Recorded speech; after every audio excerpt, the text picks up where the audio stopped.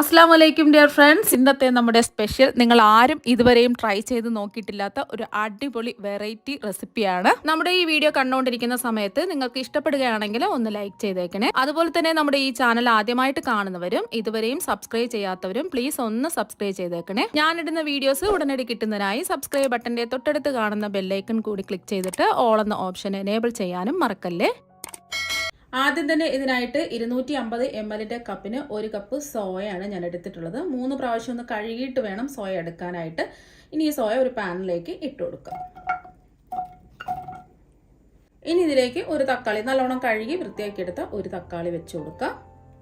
അപ്പം അത്യാവശ്യം വലുപ്പമുള്ള ഒരു തക്കാളിയാണ് എടുത്തിട്ടുള്ളത്. ഇനി ഇതിലേക്ക് 2 വറ്റൽ മുളകും കൂടി ഇട്ട് കൊടുക്കാം. ഇനി ഇതിലേക്ക് ഇട്ട് കൊടുക്കുന്നത് 1 ഇഞ്ച് വലുപ്പത്തിലുള്ള ഇഞ്ചിയാണ്. ഇഞ്ചിയും കൂടി ഇട്ട് കൊടുക്കാം. ഇനി ഇത് വേവിച്ചെടുക്കുന്നതിന് ആവശ്യമായ വെള്ളം ഒഴിച്ചു കൊടുക്കാം. ഇത് മുങ്ങിക്കിടക്കത്തക്ക രീതിയിലുള്ള വെള്ളം വേണം ഒഴിച്ചു കൊടുക്കാൻ. ഇപ്പൊ ഞാൻ 3 കപ്പ് വെള്ളം ഒഴിച്ചു കൊടുത്തിട്ടുണ്ട്. ഇനി ഇതിലേക്ക് ആവശ്യത്തിനുള്ള ഉപ്പിട്ട് കൊടുക്കാം. ഞാനിപ്പോ 1 ടീസ്പൂൺ ഉപ്പാണ് ഇട്ട് കൊടുക്കുന്നത്. ഇതെല്ലാം ഒന്ന് ഇളക്കി കൊടുക്കാം.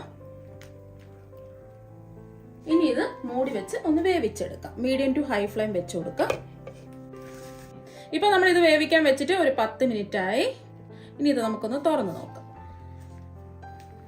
ഇപ്പൊ കണ്ടില്ലേ, നല്ലോണം സോയൊക്കെ വെന്തിട്ടുണ്ട്. അപ്പൊ ഇത്രയും മതി.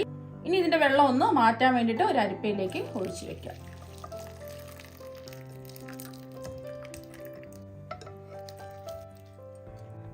ഇനി ഇത് ചൂട് മാറാൻ വേണ്ടിയിട്ട് മാറ്റി വെക്കാം. ഇനി ഇതിന്റെ ചൂട് മാറുന്ന സമയം കൊണ്ട് മിക്സിയുടെ ചെറിയ ജാറിലേക്ക് 250 ml കപ്പിന് 1.5 കപ്പ് തേങ്ങ ഇട്ട് കൊടുക്കാം. തേങ്ങ എടുക്കുമ്പോൾ വെള്ള ഭാഗം മാത്രം എടുക്കാം, ആ ബ്രൗൺ ഭാഗം എടുക്കരുതേ. ഇപ്പൊ 1.5 കപ്പ് ചിരകിയ തേങ്ങ ജാറിലേക്ക് ഇട്ട് കൊടുത്തിട്ടുണ്ട്. ഇനി ഇതിലേക്ക് ചെറിയൊരു പീസ് ഇഞ്ചി, 3 പച്ചമുളക്, 4 ചെറിയ ഉള്ളി, മല്ലിയിലയുടെ ടേസ്റ്റ് ഇഷ്ടമാണെന്നുണ്ടെങ്കിൽ കുറച്ച് മല്ലിയിലയും കൂടി ഇട്ട് കൊടുക്കാം. ഇനി ആവശ്യത്തിനുള്ള ഉപ്പ് ഇട്ട് കൊടുക്കാം. ഞാനിപ്പോൾ ഒരു 3/4 ടീസ്പൂൺ ഉപ്പാണ് ഇട്ട് കൊടുക്കുന്നത്. നോക്കിയിട്ട് വേണമെന്നുണ്ടെങ്കിൽ പിന്നീട് ഉപ്പ് ചേർത്ത് കൊടുത്താൽ മതിയാവും.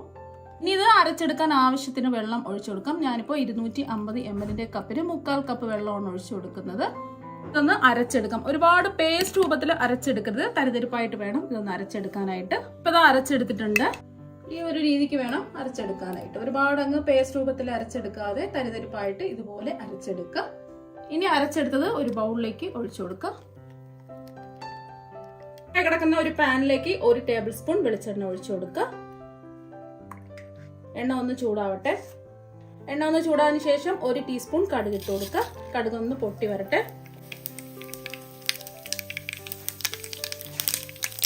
ഇതെല്ലാം പൊട്ടി വന്നിട്ടുണ്ട്. 3 ചെറിയ ഉള്ളി കനം കുറഞ്ഞരിഞ്ഞതും കൂടി ഇട്ട് കൊടുക്കുക. ഇതൊന്ന് ഇളക്കി കൊടുക്കാം. ചെറുതായിട്ടൊന്ന് വാടി ചെറിയൊരു ഗോൾഡൻ നിറം ആവുന്നവരെ ഇതൊന്ന് ഇളക്കി കൊടുക്കാം.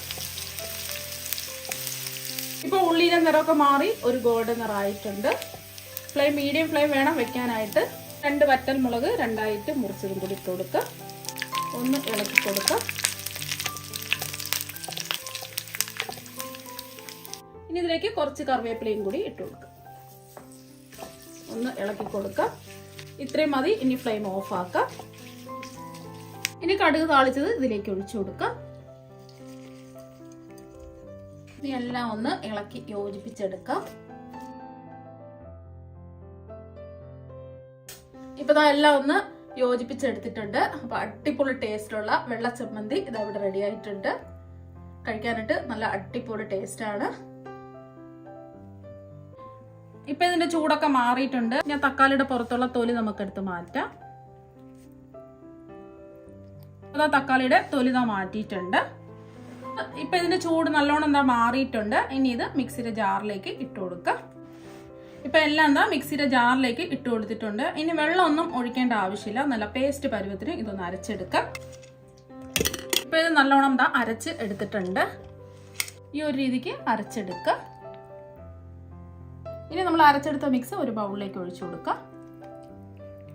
ഇനി നമ്മൾ അരച്ചെടുത്ത മിക്സിലേക്ക് 250 ml കപ്പിന് 1 കപ്പ് ഗോതമ്പ് പൊടി ഇട്ട് കൊടുക്കുക.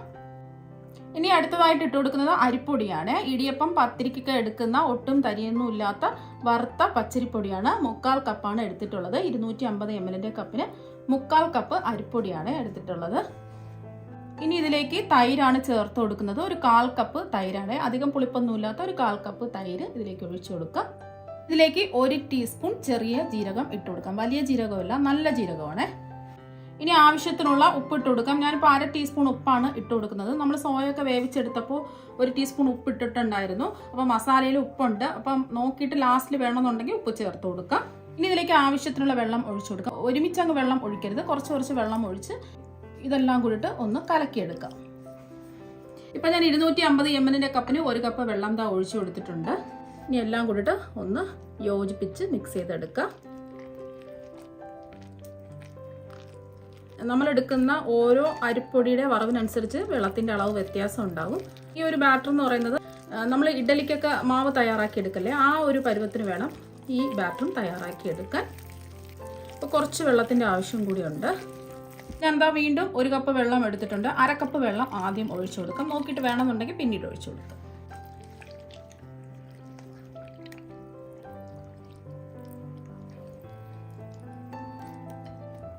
ഇപ്പം എല്ലാം ഒന്ന് മിക്സ് ചെയ്ത് യോജിപ്പിച്ചെടുത്തിട്ടുണ്ട്. ഇപ്പോൾ എനിക്കിപ്പം 1.5 കപ്പ് വെള്ളത്തിൻ്റെ ആവശ്യമേ വന്നിട്ടുള്ളൂ.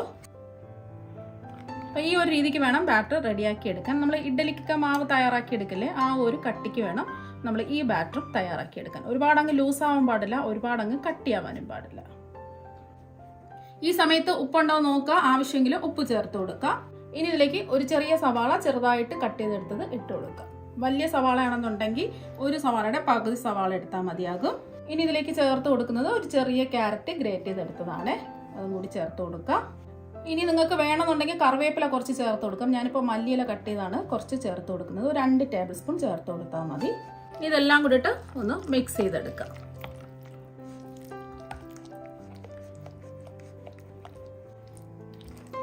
ഈ ബാറ്റർ റെസ്റ്റ് ചെയ്യാൻ വെക്കേണ്ട ആവശ്യമൊന്നുമില്ല. അതുപോലെ തന്നെ ഇതിൽ ബേക്കിംഗ് സോഡ ഒന്നും നമ്മൾ ചേർക്കുന്നില്ല.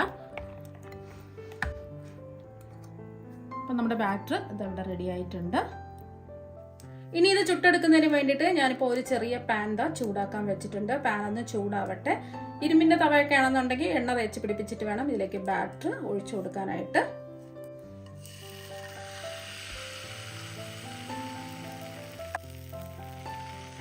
രണ്ട് വലിയ സ്പൂൺ ബാറ്റർ ഇതാ ഒഴിച്ചു കൊടുത്തിട്ടുണ്ട്. ഒന്ന് ചെറുതായിട്ട് ഒന്ന് പരത്തി കൊടുക്കാം. ഇനി ഇതിന്റെ സൈഡിലായിട്ട് ഒരു 1/2 ടീസ്പൂൺ എണ്ണ ഒഴിച്ചു കൊടുക്കാം. ഞാനിപ്പോൾ വെളിച്ചെണ്ണ ഒരു 1/2 ടീസ്പൂൺ ഇതിന്റെ സൈഡിലായിട്ട് ഒഴിച്ചു കൊടുക്കുന്നുണ്ട്. നല്ലോണം ഒന്ന് മൊരിഞ്ഞ് കിട്ടുന്നതിന് വേണ്ടിയിട്ടാണ്. വേണമെന്നുണ്ടെങ്കിൽ ഒഴിച്ചു കൊടുത്താൽ മതി. ഇനി ഇത് മൂടി വെച്ച് കൊടുക്കാം. Flame low to medium flame വെച്ച് കൊടുക്കുക. നമ്മളിത് മൂടി വെച്ച് കൊടുത്തിട്ട് ഒരു 2 മിനിറ്റ് കഴിഞ്ഞിട്ടുണ്ട്. ഇതിന്റെ പുറമൊക്കെ ഒന്ന് ഡ്രൈ ആയി വരണം.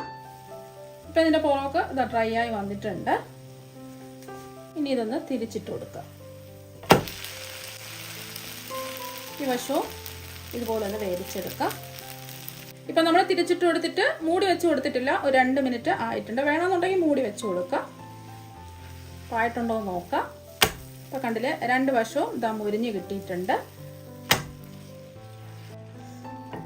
ഇതുപോലെ തന്നെ നമുക്ക് ബാക്കിയെല്ലാം ചുട്ടെടുക്കാം.